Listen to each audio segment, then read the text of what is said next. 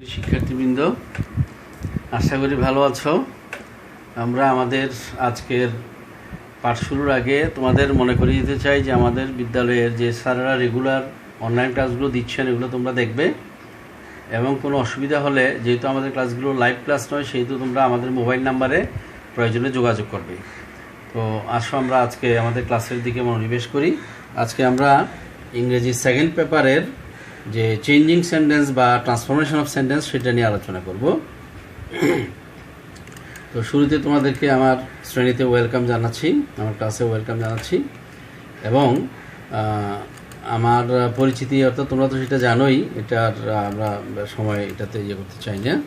আমরা আমাদের পাঠে মনোযোগ দেওয়ার আগে এদিকে একটু দেখো। আমরা আজকের পাঠ যেটা করব এটা তোমরা জানো, আগে আমরা চেঞ্জিং সেন্টেন্স বা ট্রান্সফরমেশন অফ সেন্টেন্সের মধ্যে ডিগ্রি নিয়ে আলোচনা করেছিলাম, যে পজিটিভ, কম্পারেটিভ এবং সুপারলেটিভ ডিগ্রি। অর্থাৎ অ্যাডজেক্টিভের একটা দিক হচ্ছে যে তুলনা। আমরা জানি অ্যাডজেক্টিভ কাকে বলে, যে সকল ওয়ার্ড দ্বারা নাউন বা প্রোনাউনের দোষ, গুণ, অবস্থা, সংখ্যা, পরিমাণ ইত্যাদি বোঝানো হয়, তাকে অ্যাডজেক্টিভ বলে। তো এটা আগে আমরা বলেছিলাম যে অ্যাডজেক্টিভ বা দোষ, গুণ সবার তো আর সমান হয় না, কারো বেশি হতে পারে, কারো কম হতে পারে, সেটা তার দোষ, গুণ, অবস্থা যে কোনো কিছু হোক, তো একটা তুলনা রয়েছে। তো এই তুলনা বোঝানোর জন্য আমরা যেমন তাপমাত্রা মাপার জন্য গায়ের ডিগ্রি ব্যবহার করি, এত ডিগ্রি তাপমাত্রা বা এরকম, ঠিক একইভাবে আমাদের গ্রামারও এই যে অ্যাডজেক্টিভের ডিগ্রি রয়েছে, যে একজনের সাথে আরেকজনের তুলনা করে তার দোষ, গুণ বোঝানোর জন্য, বা কে কতটুকু ভালো, কতটুকু খারাপ, কে কতটুকু লম্বা, কার চেয়ে কে বেশি বা কম লম্বা ইত্যাদি বোঝানোর জন্য, এটাই আমরা মূলত অ্যাডজেক্টিভ অফ ডিগ্রি। তো সেখানে আমরা positive degree, comparative degree, superlative degree, তিনটা ডিগ্রি আমরা পাই। একটা হচ্ছে পজিটিভ, একটা কম্পারেটিভ, একটা সুপারলেটিভ। পজিটিভ এবং কম্পারেটিভ ডিগ্রি নিয়ে আমাদের আগে ক্লাসে আলোচনা হয়েছিল। আমরা এখন যেটা করব সেটা হচ্ছে যে ডিগ্রি নিয়ে আলোচনা করব সেই ডিগ্রিটা, অর্থাৎ সুপারলেটিভ ডিগ্রি নিয়ে আলোচনা করবো। এর ফলে আমরা কি জানতে পারবো দেখো, by the end of the lesson আমাদের যে লার্নার্স, অর্থাৎ শিক্ষার্থী তোমরা এবং আমরা জানতে পারবো যে definition of superlative degree. Superlative ডিগ্রিটা কাকে বলে, আইডেন্টিফাই সুপারলেটিভ ডিগ্রি। কোনো সেন্টেন্সের মধ্যে যদি সুপারলেটিভ ডিগ্রি থেকে থাকে বা কোনো ওয়ার্ড এটা কোন ডিগ্রি, যদি পজিটিভ ডিগ্রি না কম্পারেটিভ, সুপারলেটিভ, সেটা আমরা বলতে সক্ষম হব, এবং আমরা এই সুপারলেটিভ ডিগ্রির স্ট্রাকচার অনুসরণ করে বাক্য গঠন করতে পারবো। নাও লুক এট সুপারলেটিভ ডিগ্রি বোঝানোর জন্য আমরা এখানে একটা পিকচারের হেল্প নিয়েছি। Rifat is the tallest of all boys. এই যে মনে করো রিফাত হচ্ছে টলেস্ট অফ অল বয়েজ, সবচেয়ে লম্বা ছেলে ক্লাসের। খেয়াল করো, Rifat is the tallest of all boys, সবচেয়ে লম্বা ছেলে রিফাত ক্লাসের।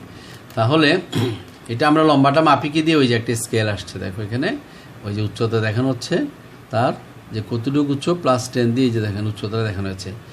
এখন লুক এট দ্য ওয়ার্ড, এই যে হাইলাইট করা হয়েছে টলেস্ট শব্দটা, খেয়াল করো। এমনি টল অর্থ কি, গুড, লম্বা, টল অর্থ লম্বা, ঠিক আছে। তাহলে ইএসটি যোগ করা হয়েছে না টলের সাথে, মূল শব্দ হতো টি ডাবল এর টল। হ্যাঁ, এই যে তোমাদের একজন বন্ধু বলেছে স্যার আমরা তো টল আর ইয়ার যোগ করেছি আগে। হ্যাঁ, ইয়ার কোন ডিগ্রিতে যোগ করা হয়, কম্পারেটিভ ডিগ্রি। এই তো গুড, দ্যাটস গুড, তোমরা ভালো পারো, বুঝো অনেক কিছু তোমরা, ফাইন, তোমাদের মনে আছে। ইয়ার যোগ করলে আমরা সুপারলেটিভ ডিগ্রি, কম্পারেটিভ ডিগ্রি পাই। আর যদি আমরা কিছু যোগ না করি, শুধু টল বলি, গুড, তাহলে আমরা পজিটিভ ডিগ্রি পাই। তাহলে টল পজিটিভ, ইয়ার যোগ করে কম্পারেটিভ এবং ইএসটি যোগ করে সুপারলেটিভ। এখন দেখো সুপারলেটিভের স্ট্রাকচারটা দেখো।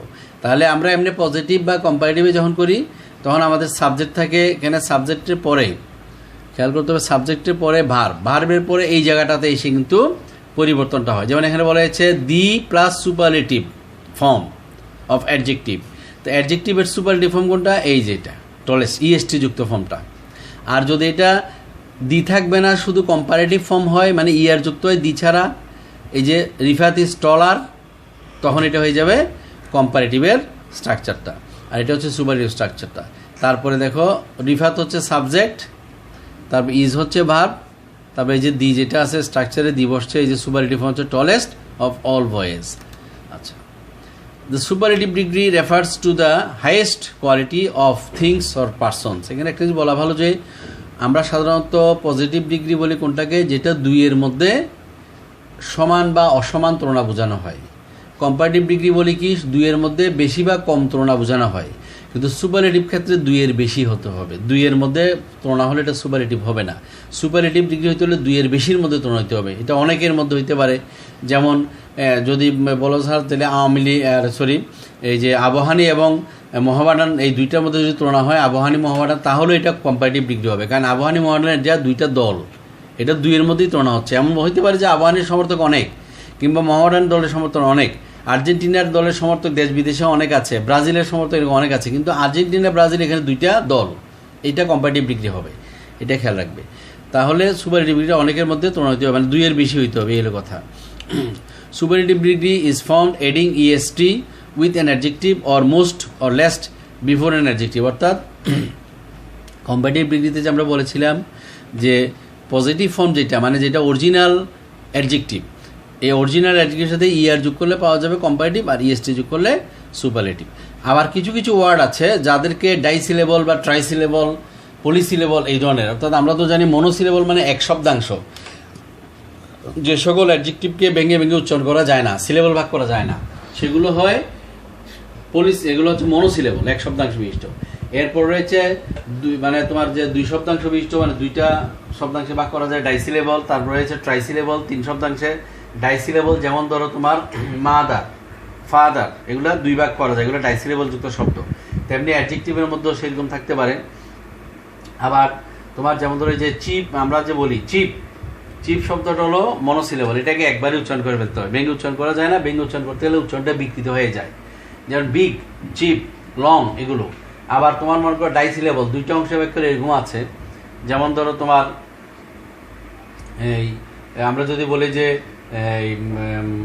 যেমন স্ট্রং, স্ট্রং যদি আমরা বলি তাহলে এটাকে ভেঙে উচ্চারণ করা হয়, যে জন্য er এবং est দিয়ে এটাকে আমরা কি ডিগ্রি করি।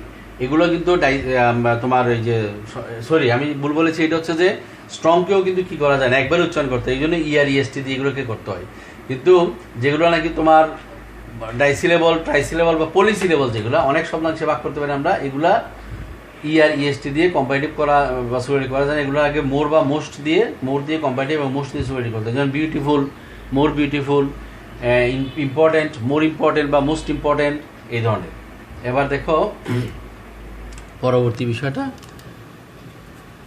ওই যে যেটা আগে আমি একটু বলেছিলাম যে কিছু এক্সেপশন রয়েছে est বা er এর ক্ষেত্রে, আর এর চেয়েও বেশি কথা হচ্ছে যে ইম্পর্টেন্ট, সেটা হচ্ছে কিছু কিছু এই কম্পারেটিভ এবং সুপারলেটিভ রয়েছে যেগুলো er est এর ফর্মুলা অনেক সময় এরা মেনটেন করে না, এগুলোকে ল্যাটিন অ্যাডজেক্টিভ বলে থাকি আমরা এগুলো বেশিরভাগ। যেমন ধরো গুড, বেটার, বেস্ট, এখানে গুড, গুডার, গুডেস্ট এরকম কিন্তু হয়নি, গুড থেকে এসেছে বেটার, বেস্ট। তেমনি করে আবার দেখো যেমন ব্যাট থেকে এসেছে ওর্স, ওর্স্ট, ওর্স, ওর্স্ট, লেট থেকে লেটার, লেটেস্ট। আবার মেনি থেকে দেখো মোর, মোস্ট, মাছ থেকেও মোর, most.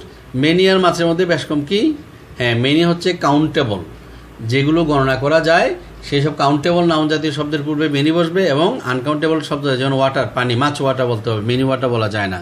There is much water in Buriganga, many water বলা যাবে না। ওল্ড, ওল্ডার, ওল্ডেস্ট, এখানে 2টা শব্দ দেওয়া হয়েছে, একটা দেখো ওল্ডার, একটা আছে এল্ডার, ওল্ডেস্ট, এল্ডেস্ট। এই 2টার মধ্যে পার্থক্য হচ্ছে কি, বয়সে বড় হলে ওল্ড, ওল্ডার, আর একই মায়ের পেটের ভাই যাদেরকে আমরা সহোদর বলি, এদের মধ্যে বড় বুঝালে এল্ডার, এল্ডেস্ট হয়। তারপরে আছে যেমন ফোর, ফরমার, ফরমোস্ট, ফোর থেকে ফরমার, ফরমোস্ট বা ফার্স্ট, এরকম আমরা বলি না যে study is the first duty বা ফরমোস্ট ডিউটি অফ স্টুডেন্টস, এই জাতীয়। এবার দেখো আমরা সুপারলেটিভের সেন্টেন্স স্ট্রাকচারটা দিকে খেয়াল করব, আগেও তোমাদের দেখানো হয়েছিল, আবার একটু খেয়াল করে নাও। এখানে যে সাবজেক্ট প্লাস নাউন প্রোনাউন, মানে এখানে সাবজেক্টটা নাউন বা প্রোনাউন জাতীয় শব্দ হয়, তারপরে ভার্ব, তারপরে দি প্লাস অ্যাডজেক্টিভ, তারপর অ্যাডজেক্টিভের সুপারলেটিভ ফর্ম বলা হয়েছে, খেয়াল করো। কিন্তু এখানে একটা ব্ল্যাঙ্ক খালি দেখতে পেয়েছো, এই যে দি এর পরে অ্যাডজেক্টিভের সুপারলেটিভ ফর্ম যেটা, খেয়াল করবা এই সুপারলেটিভ ফর্মটা কিন্তু গঠন হয় কিভাবে, এই যে কোনোটা আছে তোমার est যোগ করা হয়, কোনোটা আছে মোস্ট দিয়ে হয়। এই যে অ্যাডজেক্টিভে মোস্ট দিয়ে সুপারলেটিভ হতে পারে, এটা স্ট্রাকচারটা দেখানো হয়েছে, এই মোস্টটাকে হাইলাইট করে। আবার একটা est দিয়ে হয়, এটাও দেখানো হয়েছে, অ্যাডজেক্টিভ প্লাস est অথবা অ্যাডজেক্টিভ আগে মোস্ট। এবার দেখো আমরা আমাদের পরবর্তী স্ট্রাকচারে যাচ্ছি। এখানে ওই জিনিসটাই জাস্ট যে ইমু ইজ দ্য লার্জেস্ট বার্ড। এই যে লার্জ মানে হচ্ছে LARGE, লার্জ, বড়। তো এখানে EST যোগ করার সময় তোমরা খেয়াল রেখো, লাস্ট লেটারটা যদি ই থাকে, অ্যাডজেক্টিভের লাস্ট লেটার ই থাকলে ওখানে আবার RE দিয়ে যোগ করতে হবে না, ইটা একবারই হবে। LARGE প্লাস EST দেওয়া যাবে না, LARGEST, লার্জেস্ট বার্ড। তাহলে আমরা যে সুপারলেটিভ এটা দেখলাম, সুপারলেটিভের কিন্তু স্ট্রাকচার দেখেছো তোমরা, EST এবং মোস্ট দুইটা স্ট্রাকচারই তো দেখেছো, খেয়াল আছে। এখানে একটু ব্যতিক্রম দেখো, আগেরটা ছিল subject plus verb plus the plus এখানে সুপারলেটিভ ফর্ম একটা হচ্ছে মোস্ট দিয়ে, এখানে ছিল আগে, একটা হচ্ছে অ্যাডজেক্টিভের পরে EST দিয়ে। কিন্তু এখানে দেখো ওয়ান অফ দি, এই যে ওয়ান অফ দিটা একটু ব্যতিক্রম আসছে। ওয়ান অফ দি দুইটা স্ট্রাকচার আছে সুপারলেটিভের, একটা হচ্ছে ওয়ান অফ দি দিয়ে, আর একটা হচ্ছে ওয়ান অফ দি ছাড়া শুধু দি দিয়ে। কিন্তু গঠনটা ঠিকই থাকবে, অ্যাডজেক্টিভের আগে মোস্ট অথবা EST যোগ হয়, সেটা ঠিক আছে। পার্থক্যটা হচ্ছে দি শুধু দি, আর একটা হচ্ছে ওয়ান অফ দি। এই দুইটা বিষয় তোমরা খেয়াল রাখতে হবে। এই যে তোমাদের হাইলাইট করা হয়েছে যে ওয়ান অফ দি জিনিসটাকে খেয়াল করো সুপারলেটিভের ক্ষেত্রে। এখানে একটা আসছে, the pyramid is one of the most famous wonders in the world.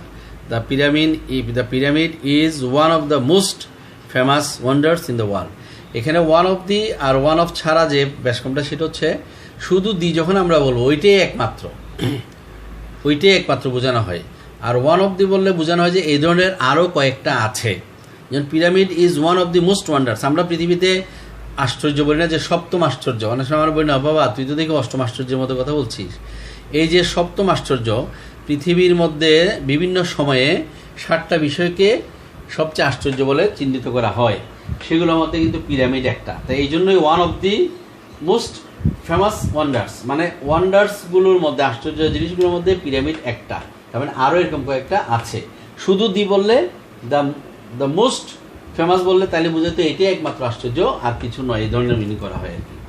তাহলে এটা ওয়ান অফ দি আর দি এর মধ্যে তফাৎটা। তাহলে এই যে দুইটা স্ট্রাকচার আমরা দেখলাম আমাদের যে সুপারলেটিভ ডিগ্রির, একটা হচ্ছে subject plus verb plus the plus adjective, মানে superlative form of adjective plus nouns, বা পরে যেটা আরেকটা সাবজেক্ট হিসেবে বসে ওইটা। আরেকটা স্ট্রাকচার হচ্ছে দেখো সাবজেক্ট প্লাস ভার্ব প্লাস এই যে ওয়ান অফ দি প্লাস অ্যাডজেক্টিভের সুপারলেটিভ ফর্ম প্লাস নাউন।